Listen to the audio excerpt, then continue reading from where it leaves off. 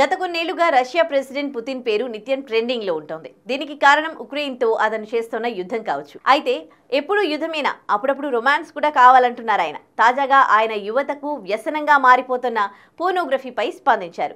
దీని నుంచి బయటపడేందుకు కొన్ని ప్రత్యేకమైన సూచనలు ఇచ్చారు. పోర్నోగ్రఫీకి ప్రత్యామ్నాయంగా మరింత ఆసక్తికరమైన, ఉత్సాహభరితమైన కంటెంట్ను అభివృద్ధి చేయాల్సిన అవసరం ఉందంటున్నారు ప్రెసిడెంట్ పుతిన్. ప్రపంచవ్యాప్తంగా అడల్ట్ కంటెంట్కు ఆదరణ పెరుగుతూ ఉండడానికి గుర్తించిన ఆయన ఇది అంతర్జాతీయ సమస్యగా మారిందని రష్యా టుడే ఛానల్కి ఇచ్చిన ఇంటర్వ్యూలో అంగీకరించారు. పోర్నోగ్రఫీని నిషేధించడం ఈ సమస్యకు పరిష్కారంగా ఒక మార్గం కావచ్చు. అయితే పోర్నోగ్రఫీ కంటే మరింత ఆకర్షణీయమైన, వాసన సృష్టించే ప్రత్యామ్నాయ కంటెంట్ను ప్రజలకు అందించడం కీలకమని ఆయన అభిప్రాయపడ్డారు.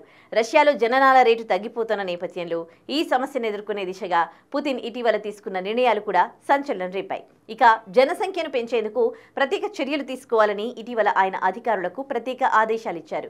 దాంతో శృంగార మంత్రిత్వ శాఖ ఏర్పాటు అంశం తెర మీదకు వచ్చింది. ప్రస్తుతం పుతిన్ సలహాదారులు ఈ మినిస్ట్రీ ఏర్పాటుపై పరిశీలిస్తున్నారు. పెళ్లైన జంటలు ఏకాంతంగా గడిపేలా ఈ శాఖ ప్రోత్సహిస్తోంది.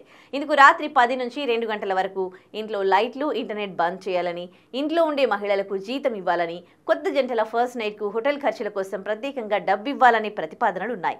ఇక పని ప్రదేశాల్లో లంచ్, కాఫీ బ్రేక్లు సంతానోత్పత్తి బ్రేక్లుగా వాడుకోవాలనేది మరో ఆసక్తికరమైన ప్రతిపాదన. ఉద్యోగస్తులు, పనులు చేసుకునేవారు కాఫీలు, లంచ్ విరామంలో సైతం శృంగారంలో పాల్గొని పిల్లల్ని కనాలని సూచించారు.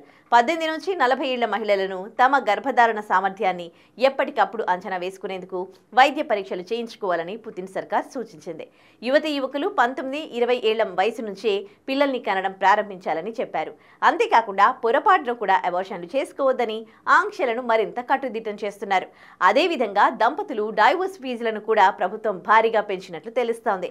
ఈ వ్యవహారాలన్నింటినీ రష్యా ఏర్పాటు చేయబోయే శృంగార శాఖ చూసుకుంటుందంట.